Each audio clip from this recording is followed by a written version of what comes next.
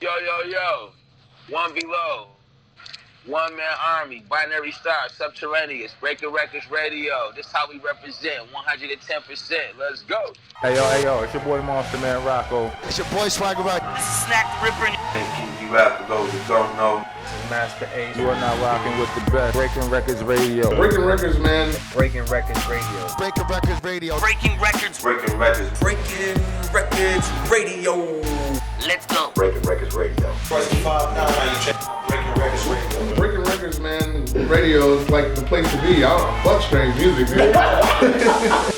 Sorry, continue. So much went into that record, man. And it's like, I remember, so here's the thing. Like, I don't talk about prison because I like to talk about prison. I talk about it because it really played a huge impact in like that time period and what was happening with us, right? Yeah. So around that time, from 96, 97, 98, 99, I was on parole.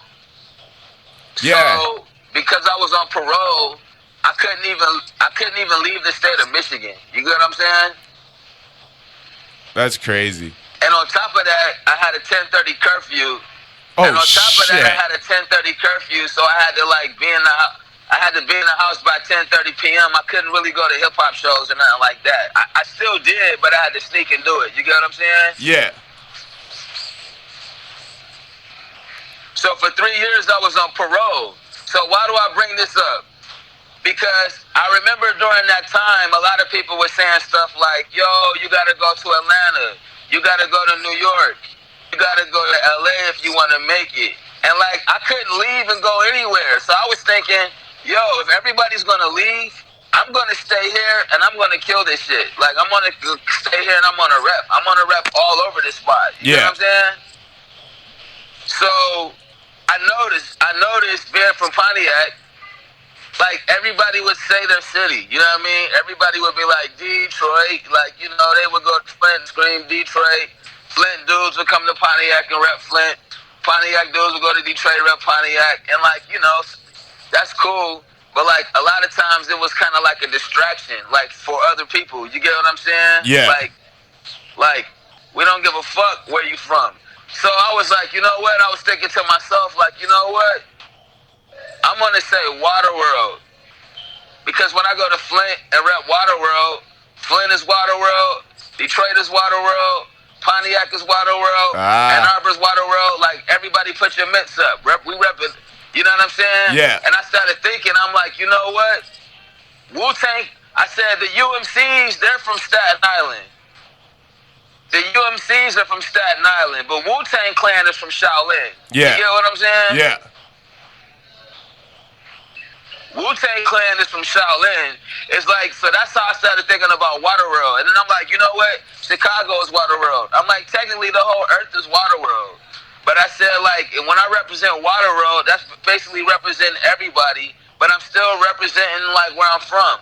Yeah.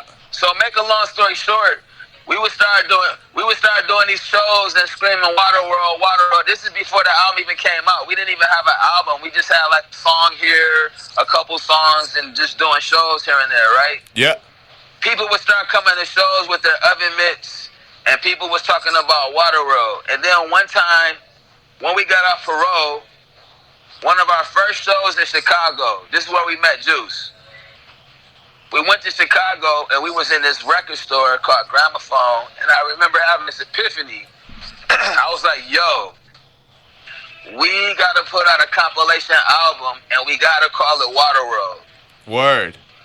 I said, we got to call it Waterworld so people know where the word came from, because not everybody, but certain people started saying Waterworld, and I was like, yo, we got to rep Waterworld so people know where it came from, but let's get our whole entire crew on this thing. And, like, we didn't have an album. We just all had, like, different songs. So, like, me, I had a couple songs. Glenn Close was a song. I had a song, Evolution of Man. I had One Man Army. Decompose had a couple songs. Ross had Slang Blade. I didn't have songs from AML, but I had a song with them. Yeah. And I had another song with Malachi. And I had another song with Juice and Elza on it. So I'm like, yo, let's slap all these songs together, and it'll be our Michigan compilation album, and we'll put this out, and we'll raise money to like put out a real album. Yeah. And so when we put out Waterworld, like people kind of thought it was our album. They thought it was a Binary Star album, and I'm like, oh shit, like they think this is our album, and this ain't even our album. This is like a compilation album with all of our crew, like all of our friends and shit. You know what I'm saying? Yeah. And so I say all of that I say all of that to say, like, you know, it was really just doing shit that I thought was dope.